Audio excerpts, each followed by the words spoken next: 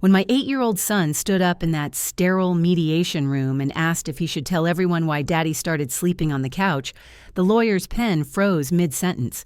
My ex-husband went pale. His brother stopped smirking. Because my little boy was about to expose the truth that would flip our entire custody battle upside down.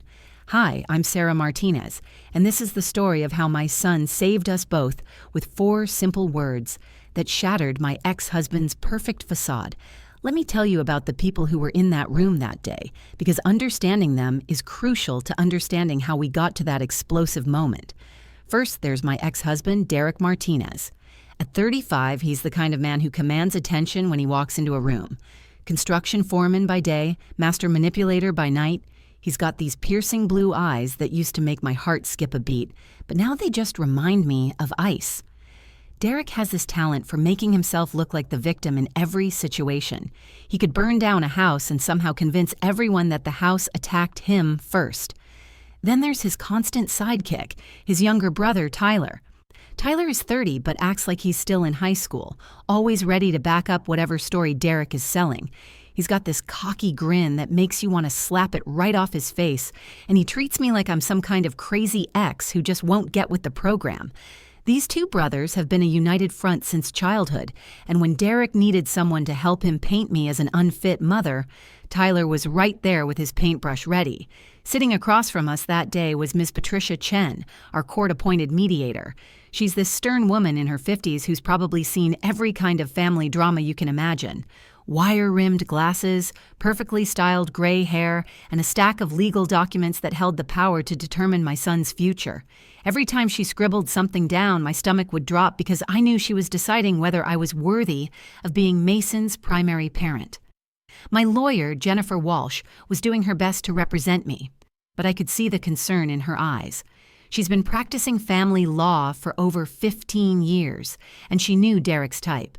The kind of man who presents beautifully in court but operates very differently behind closed doors. Jennifer had warned me that these mediations often favor the parent who appears more composed, and Derek was definitely winning the composure contest. But the most important person in that room was my son Mason. 8 years old with dark hair that sticks up no matter how much I try to smooth it down, and these incredibly expressive brown eyes that seem to see right through people's facades. Mason is one of those kids who notices everything, but doesn't always say what he's thinking. He's been through so much during this divorce, watching his parents fight, seeing his home split in 2, trying to navigate between his mom and dad without making anyone angry. What makes Mason special is his incredible sense of justice. Even as a little boy, he can't stand when things aren't fair. If a kid at school gets picked on, Mason steps in. If someone cuts in line, Mason speaks up. He has this inner compass that always points toward what's right, even when it's scary to follow it. That day in the mediation room, Mason was wearing his favorite blue dinosaur shirt and those light-up sneakers that flash when he walks. He'd insisted on wearing them because they made him feel brave, and as it turned out, he was going to need every bit of that courage. The room itself felt like a battleground, cramped and windowless with fluorescent lights that buzzed overhead and made everyone look slightly green. The air was thick with tension, and you could practically feel the animosity radiating from Derek's side of the table. This wasn't just a custody discussion anymore. This was war, and my son was the prize they were all fighting over. What none of the adults in that room realized was that Mason had been quietly preparing for this moment for months. While we were all focused on legal strategies and evidence gathering, my 8-year-old was putting together pieces of a puzzle that would expose the truth in a way none of us saw coming. I never imagined that the person who would save me from losing everything would be the same little boy I was fighting so hard to protect. But that's exactly what happened when Mason found his voice in that room full of adults who thought they knew better. This is our story, and it's about to get a whole lot more intense. To understand how we ended up in that mediation room, I need to take you back to the beginning of my nightmare.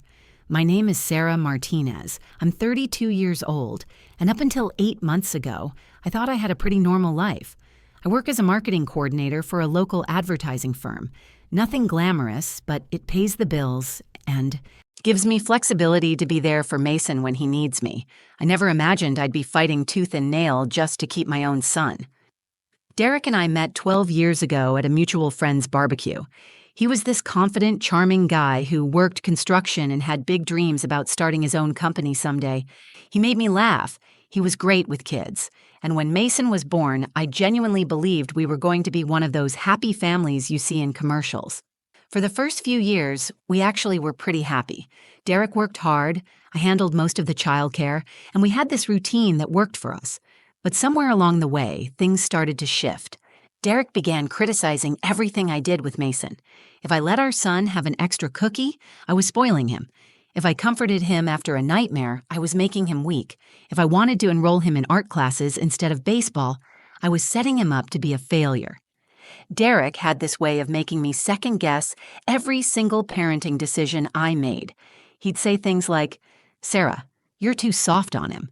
He needs structure, not coddling." Or, my personal favorite, "If you keep babying him like this, he's never going to grow up to be a real man." The worst part was how he did it in front of other people.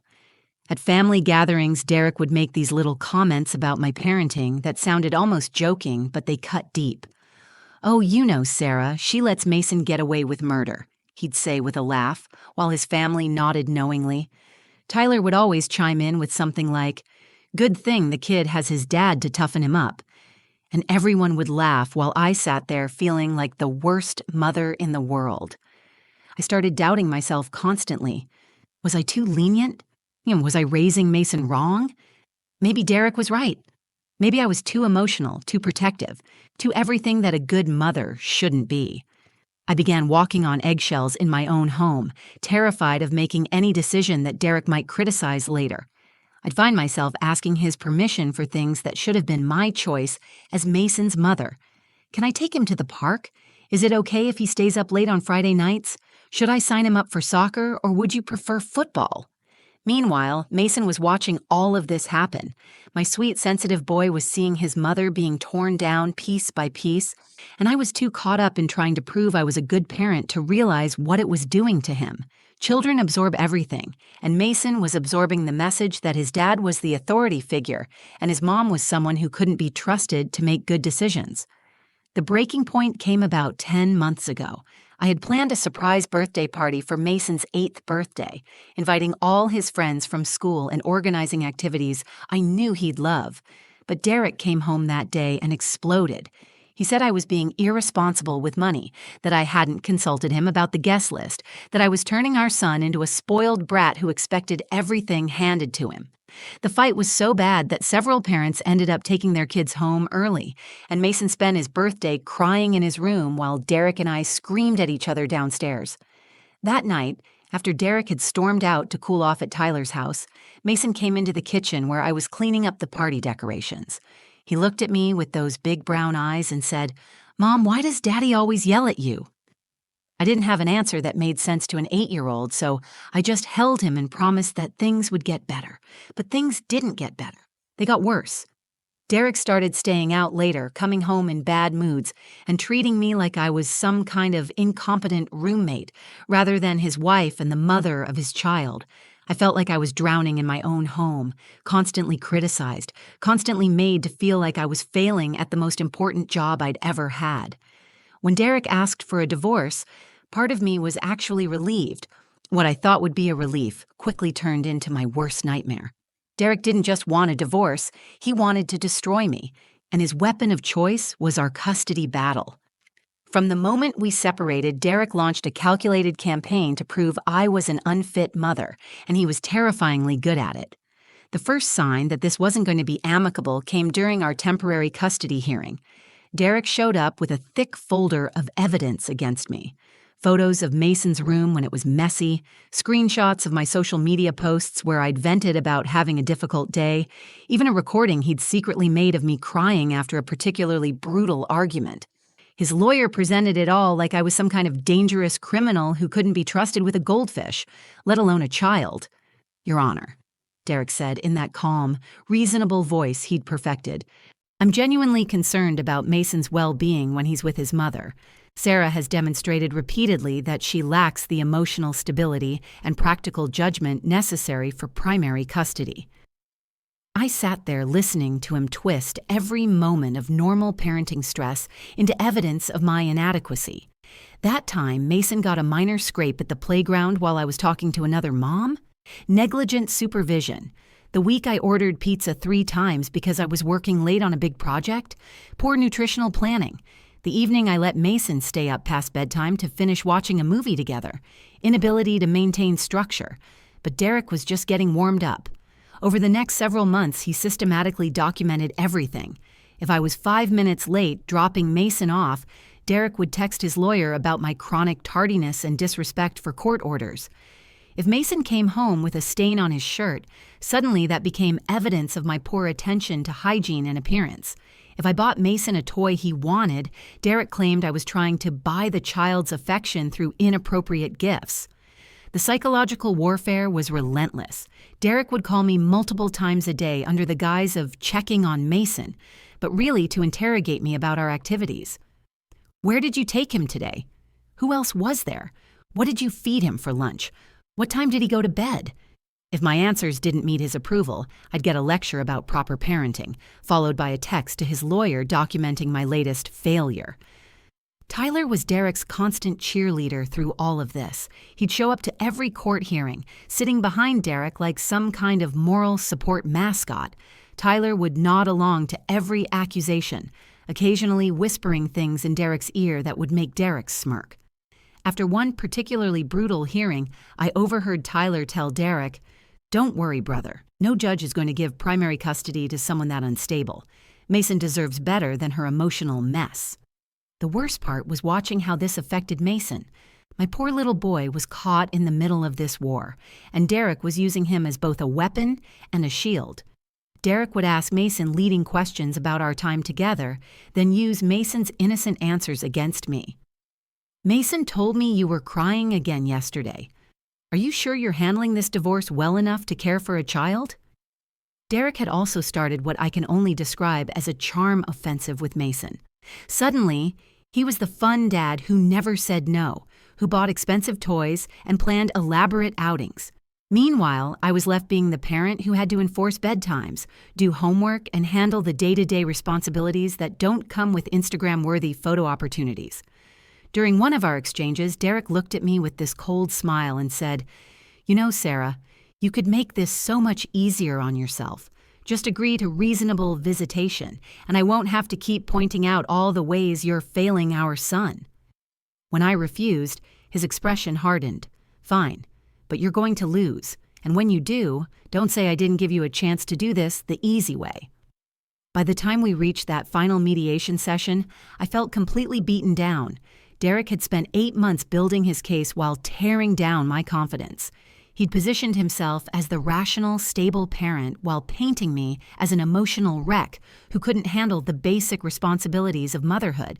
His evidence folder had grown thicker, his lawyer had grown more confident, and Tyler's smug grin had grown more insufferable. Walking into that mediation room, I genuinely believed I was about to lose my son. Derek had played his game perfectly, and I had fallen right into every trap he'd set. The mediation session started exactly as I'd feared it would. Derek walked in looking like he owned the place, his perfectly pressed shirt and confident stride making it clear he believed this was just a formality before his inevitable victory. Tyler followed close behind, that familiar smirk plastered across his face as he settled into his chair like he was about to watch his favorite TV show. Ms. Chen called the session to order, and Derek immediately launched into his presentation. His voice was calm, measured, almost rehearsed as he laid out his case. "Ms. Chen, I want what's best for my son, which is why I'm requesting primary custody. Over the past 8 months, I've documented numerous instances where Sarah has demonstrated poor judgment and emotional instability that directly impact Mason's well-being." He opened that thick folder of his and began presenting his evidence like a prosecutor going after a convicted criminal. Photo after photo, document after document, each one carefully selected to paint me in the worst possible light. My hands were shaking as I watched him systematically dismantle my character, turning every normal parenting moment into proof of my inadequacy. "Here we see Mason's bedroom in a state of complete disarray," Derek said, sliding a photo across the table. "This was taken during one of my pickup visits. Notice the toys scattered everywhere, clothes on the floor, bed unmade. This kind of chaotic environment is detrimental to a child's development and sense of security." What he didn't mention was that the photo was taken 30 minutes after Mason and his friend had finished an intense Lego building session, and I'd been in the process of helping them clean up when Derek arrived early and immediately started taking pictures. Jennifer tried to counter each point, but Derek was relentless. He had an answer for everything, a spin for every situation. When she brought up his work schedule and frequent out-of-town trips, he smoothly explained how his stable income and established routine would provide Mason with better security than my unpredictable emotional state. Tyler nodded along to everything, occasionally leaning forward to whisper something in Derek's ear that would make him smile confidently. At one point, Tyler even spoke up, telling Ms. Chen, "I've seen how Sarah handles stress, and it's not pretty. Mason needs stability, not drama." I felt myself sinking deeper into my chair with each passing minute. Every word out of Derek's mouth sounded reasonable, logical, carefully crafted to make him seem like the responsible parent, while I appeared to be falling apart right there in front of the mediator. My voice cracked when I tried to defend myself, which only seemed to prove his point about my emotional instability.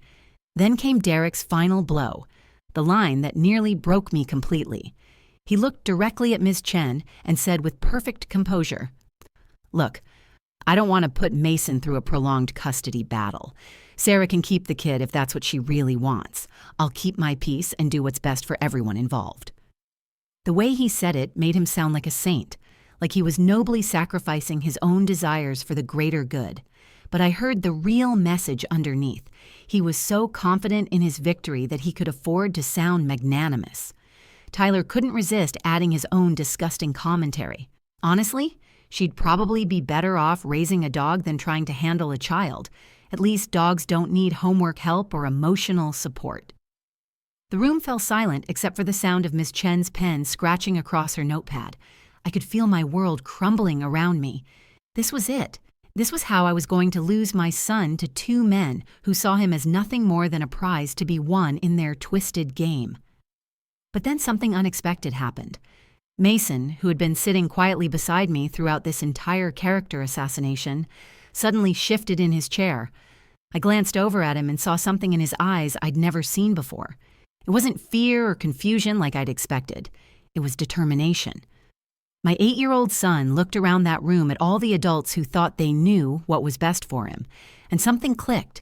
He'd been watching, listening, absorbing everything just like he always did. But this time, instead of staying silent, Mason had apparently decided it was time to speak up. He stood up slowly, his light-up sneakers making soft squeaking sounds against the floor. The room went completely quiet as everyone turned to look at this little boy who had just commanded the attention of every adult present. "Excuse me," Mason said in his clear young voice. "Can I say something?" Section 5. The Climax. Big reveal or resolution. 700 words. The silence in that room was deafening. Mason stood there in his dinosaur shirt and light-up sneakers, looking so small but somehow commanding everyone's attention. Miss Chen set down her pen and nodded at him. "Of course, Mason. What would you like to say?" I held my breath, not knowing what my son was about to share but trusting him completely. Derek shifted uncomfortably in his chair, probably expecting Mason to say something sweet about wanting to spend more time with his dad. Mason looked directly at his father and asked, in the most innocent, matter-of-fact voice, "Should I tell them why you started sleeping on the couch, Daddy?" The change in Derek's face was immediate and dramatic.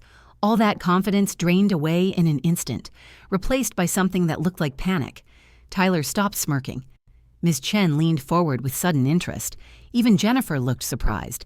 "Mason, buddy, let's not talk about that right now," Derek said quickly, his voice no longer calm and controlled. "This is grown-up stuff." But Mason wasn't backing down. "But you told them everything else about Mom. You showed them pictures of my messy room and said she was bad at taking care of me. So why can't I tell them about you? I watched Derek's carefully constructed facade begin to crack. Son, you don't understand. What? I understand more than you think, Mason interrupted, and the maturity in his voice was startling. I know you moved to the couch because Mom caught you talking to another lady on the computer late at night. I saw her crying in the kitchen after she found you. Derek's face went white. Tyler jumped up from his chair. Kid, you don't know what you're talking about. Your dad was just— I'm not done, Mason said firmly, turning to face Tyler. You said Mom would be better with a dog than a kid, but you don't know that she reads to me every night, even when she's tired from work. You don't know that she makes funny voices for all the characters in my books. And you don't know that she lets me sleep in her bed when I have nightmares about you and Daddy yelling. The room was completely silent except for the sound of Miss Chen frantically writing notes. Mason turned back to Derek, and I could see tears forming in his eyes, but his voice remained steady. Daddy, I heard you on your secret phone in the garage. You know, the one you think I don't know about? You told that lady that you were going to get rid of us so you could move far away with her. You said I was just family baggage that you had to deal with? Derek tried to interrupt, but Mason kept going. And then you told me that Mom was crazy and that I'd be better off if I only saw her sometimes. But Mom's not crazy, Daddy. You're the one who made her sad all the time. I couldn't hold back my tears anymore. My 8-year-old son had been carrying this burden, protecting me in the only way he knew how, and I'd had no idea. Mason looked at Ms. Chen and said, I love my daddy, but he lies a lot. He lied to you about Mom being bad at taking care of me. She takes really good care of me. She just gets sad because Daddy is mean to her. Derek finally found his voice, but it came out as a desperate stammer. He's just a kid. He doesn't understand what he heard. He's confused about— Are you saying Mason is lying? Ms. Chen asked pointedly. No, I'm saying he's misunderstood. Did you or did you not have conversations with another woman about relocating and reducing your custody obligations? Ms. Chen's voice was sharp now. Derek looked trapped. Tyler started to speak up, but Derek held up his hand. Look, I may have mentioned to someone that relocation was a possibility, but that doesn't mean— And this secret phone Mason mentioned?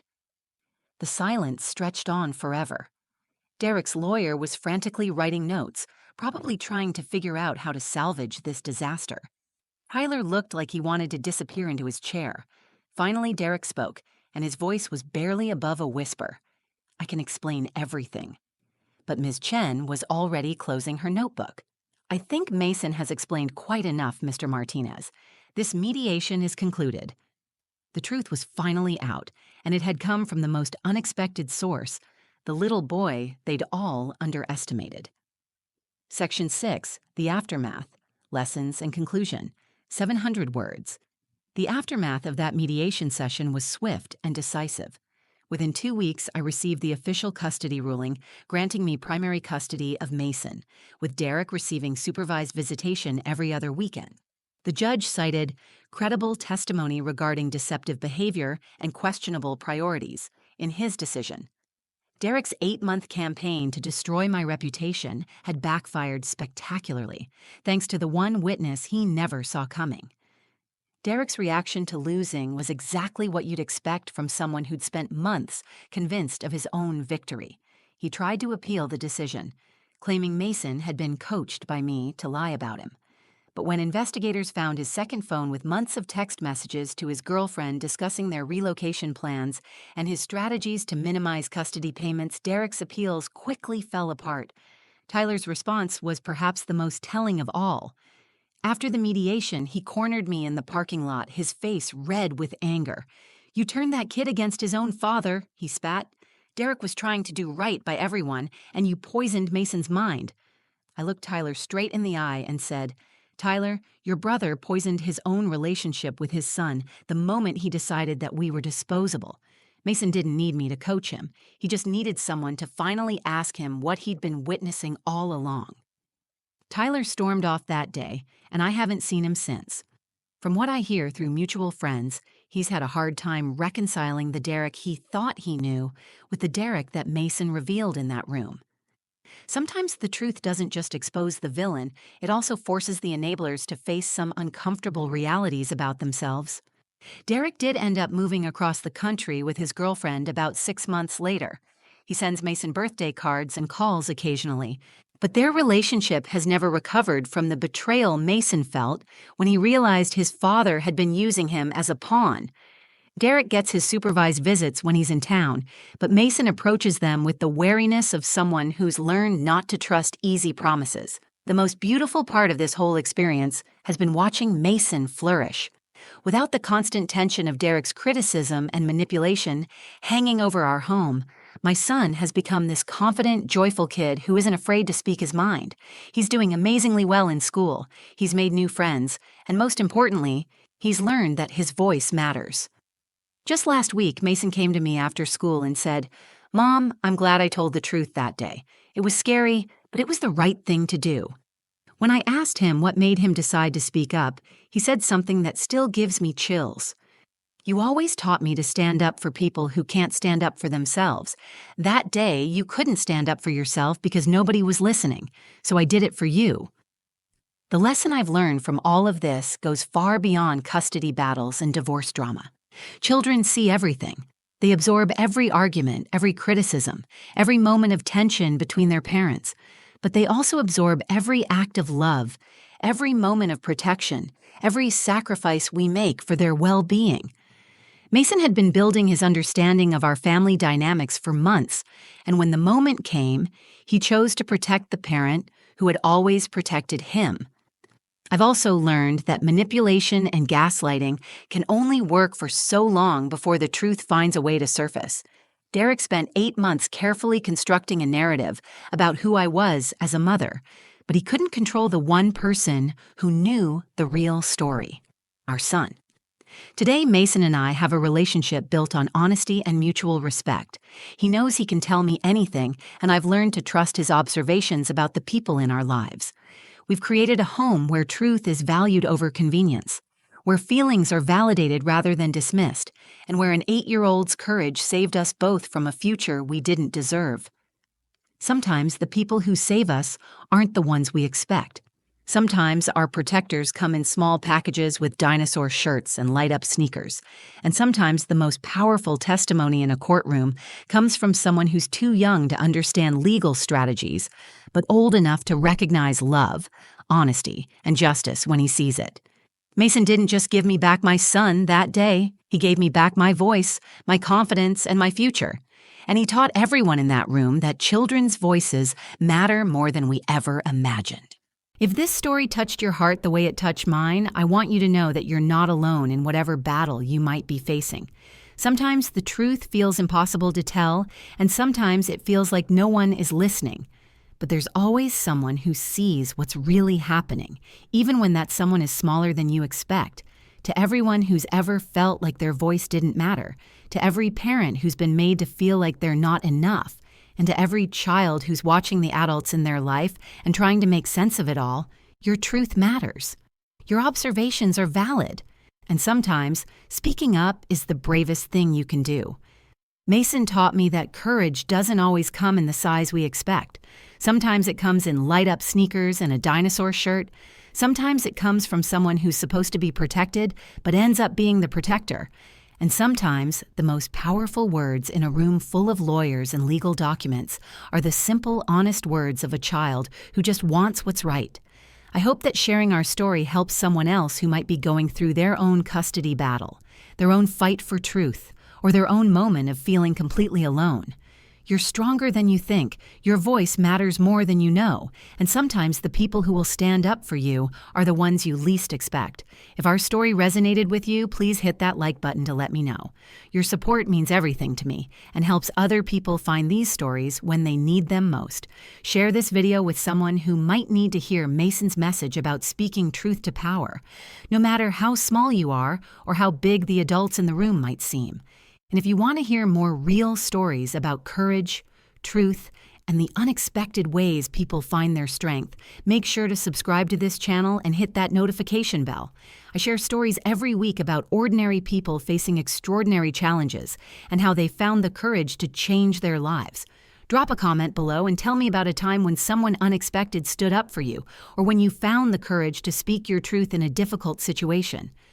I read every single comment, and your stories inspire not just me, but everyone in this amazing community we're building together. Thank you for watching. Thank you for listening to our story, and thank you for being part of a community that believes in the power of truth, courage, and standing up for what's right. Until next time, remember that your voice matters, your truth is valid, and sometimes the smallest person in the room has the biggest impact. Take care, and I'll see you in the next video.